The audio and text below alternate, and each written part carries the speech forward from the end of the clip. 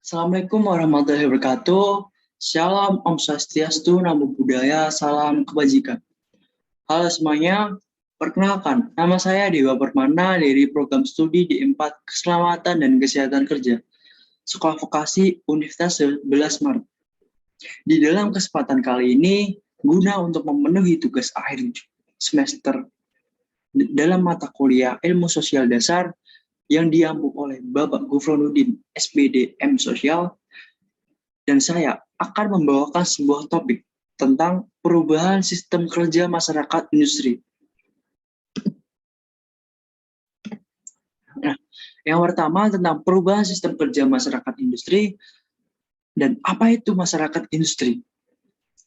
Menurut Ralosa, masyarakat industri mengacu pada terjadinya revolusi industri yang umumnya dikaitkan dengan penemuan mesin uap. Namun sesungguhnya pemicu penting menuju di era industri tersebut dimulai dengan pemenuhan di bidang komunikasi, yakni publikasi yang diproduksi dengan mesin cetak, pengembangan dari Johannes Gutenberg. Nah, selanjutnya ada munculnya masyarakat industri. Yang pertama, manusia cenderung bersifat dinamis. Selalu ada perubahan yang terjadi pada diri manusia. Semakin meningkatnya kebutuhan hidup, sedangkan SDA yang tersedia semakin menipis, dan lahan kerja yang tidak memadai, keterbatasan lahan perkotaan untuk migrasi, pemerataan pembangunan, dan penghematan biaya produksi, menyebabkan munculnya keinginan menciptakan suatu hal yang baru, yang dapat meningkatkan taraf hidup menjadi lebih baik dengan mengubah pola hidupnya. Dan perubahan yang paling sederhana, yang tampak secara spesial, adalah alih fungsi lahan pertanian menjadi kawasan industri dan kawasan perumahan yang tentu berdampak pada beralihnya profesi masyarakat petani ke profesi lain. Hal ini mempunyai pengaruh pada pola hidup, pengaruh dalam mata pencarian, pengaruh dalam perilaku, maupun cara berpikirnya. Dan yang kedua, masyarakat dan kebudayaan memang saling mempengaruhi, baik secara langsung maupun tidak langsung. Pengaruh tersebut dimungkinkan karena kebudayaan merupakan produk dari masyarakat. Pengaruh yang nantinya akan membuat perubahan umumnya terjadi karena adanya tuntutan dari situasi sekitar yang berkembang. Sehingga masyarakat yang awalnya masyarakat pertanian lambat laun berubah menjadi masyarakat industri. Nah, dengan perubahan sosial yang terjadi karena adanya kondisi sosial primer, misalnya kondisi ekonomi, teknologi, geografi, dan bahkan biologi. Kondisi-kondisi inilah yang menyebabkan terjadinya perubahan pada aspek-aspek kehidupan sosial lainnya. Selanjutnya, ciri-ciri masyarakat industri. Ada pun ciri-ciri masyarakat industri secara umum. Yang pertama adalah memperluas produksi massa barang-barang industri dengan menggunakan mesin yang terpusat di kota-kota besar. Yang kedua adalah migrasi secara massal dari pedesaan ke kota-kota. Selanjutnya, peralihan dari pekerjaan sektor pertanian ke pekerjaan di sektor pabrik. Selanjutnya, jumlah penduduk kota yang melek huruf seiring kebutuhan bidang pekerjaan yang lebih kompleks. Berikutnya ada munculnya surat kabar untuk kaum urban sebagai sarana untuk mengiklankan produk-produk baru industri. Media massa mempunyai peranan penting dalam masyarakat industri ini.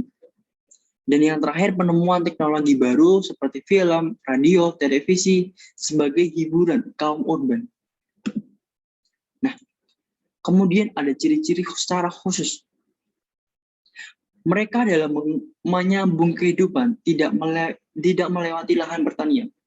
Seperti masyarakat agraris atau cuma mengandalkan hasil peternakan.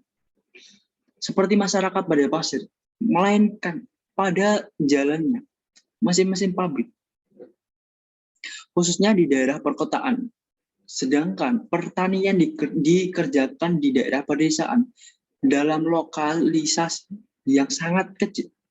Karena hasil ilmu pengetahuan dan teknologi mampu menciptakan panen yang cukup besar. Dan contoh di Amerika Serikat, lokalisasi pertanian hanya 5%. Dan itu sudah mampu memberikan kehidupan kepada masyarakat lain yang bekerja di luar sektor pertanian. Yang kedua, potensi-potensi kehidupan terdapat pada sarana-sarana yang dapat menunjang perkembangan pabrik. Ketergantungan masyarakat industri terhadap pabrik sama halnya tergantung dengan penguasa pabrik.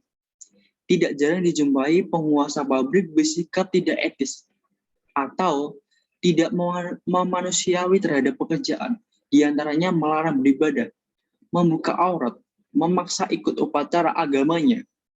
Bila tidak bersedia, akan diberi sanksi dikeluarkan. Nah, mereka yang tidak tahan menghadapi kesulitan hidup, mudah melepaskan kepercayaan agamanya. Berbeda dengan masyarakat yang menggantungkan hidupnya dengan tanah pertanian. Tanah tersebut tidak mampu memaksa orang untuk berbuat yang tidak layak. Nah, potensi-potensi kehidupan terdapat pada sarana-sarana yang dapat menunjang perkembangan pabrik. Di antaranya adalah ilmu pengetahuan yang berhubungan dengan gedung, misalnya pengetahuan arsitek, pengetahuan sipil, yang berhubungan dengan pengaturan personalnya. Terdapat pada pengetahuan personalia atau manajemen untuk pengembangan produksi. Terdapat pada manajemen pemasaran, akuntansi, untuk kegiatan administrasinya. Dan masih banyak lagi pengetahuan untuk bekal hidup pada masyarakat industri. Nah, kemudian ada konflik, yaitu masyarakat yang ada di kawasan industri terdiri dari beberapa unsur elemen sosial yang terbentuk karena adanya perkembangan sebuah proses industrial. Permasalahan yang muncul dalam lingkungan masyarakat industri antara lain hubungan atau interaksi atasan-atasan, pekerja buru-buru masyarakat sekitar. Adanya perubahan-perubahan yang diakibatkan kehadiran bangunan-bangunan pabrik yang berada di sekitar masyarakat, baik yang bersifat sosial, budaya, ekonomi, hingga pengaruh perkembangan yang mengarah pada pemahaman atas sifat yang materialistik. Nah, imbas dari adanya proses industrialisasi tidak terlepas dari adanya permasalahan-permasalahan yang cenderung mengarah pada kecemburuan sosial, baik yang bersifat materialistik maupun yang diakibatkan dari adanya hubungan atau interaksi yang tidak harmonis dari setiap unsur elemen yang ada di masyarakat industri. Dalam sektor distorsi sosial, yang mana menurut penulis hal ini dinamakan sebagai konflik dalam masyarakat industri. Kemudian pembangunan yang dirancang dengan tujuan meningkatkan kesejahteraan hidup, budaya, penghasilan, dan pendukungnya. Pembangunan nasional adalah suatu upaya yang melakukan transformasi atau perubahan masyarakat, yaitu transformasi dari budaya masyarakat agraris tradisional menuju budaya masyarakat industri modern dan masyarakat informasi yang tetap berkepribadian Indonesia. Dahulu, masyarakat yang bermata pencarian di sektor pertanian sebagai petani dan buruh tani dengan penghasilan yang hanya cukup untuk memenuhi kebutuhan sendiri dan keluarganya. Mereka hidup rukun, saling gotong royong, dan memiliki solidaritas sosial yang kuat. Namun, seiring perkembangan zaman, teknologi semakin modern. Sebagaimana yang diungkapkan oleh Susilo, bahwa lingkungan sekarang ini masuk pada kondisi krisis dan rusak di mana-mana.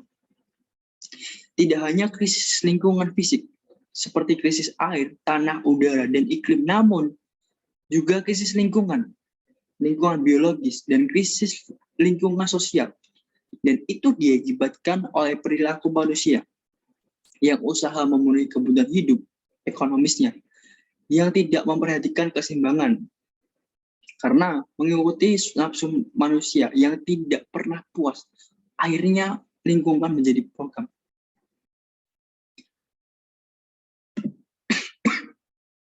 Nah, kesimpulannya adalah industrial yang bertujuan untuk mensejahteraan masyarakat. Justru pada kenyataannya industrialisasi membawa dampak negatif bagi masyarakat. Tidak hanya dampak sosial, ekonomi, budaya, namun juga dampak terhadap lingkungan. Nah, pembangunan industrialisasi menciptakan keterasingan pada masyarakat karena kebanyakan masyarakat tidak mampu beradaptasi dengan iklim industrialisasi khususnya masyarakat yang memiliki pendidikan rendah dan juga life skill yang rendah. Mereka tidak mampu bergejolak dalam dunia industri. Itu tadi sebuah materi yang saya bawakan, yang saya angkat, dan terima kasih. Dan jika ada salah-salah kata, saya mohon maaf. Terima kasih yang sebesar-besarnya. Terima kasih. Wassalamualaikum warahmatullahi wabarakatuh.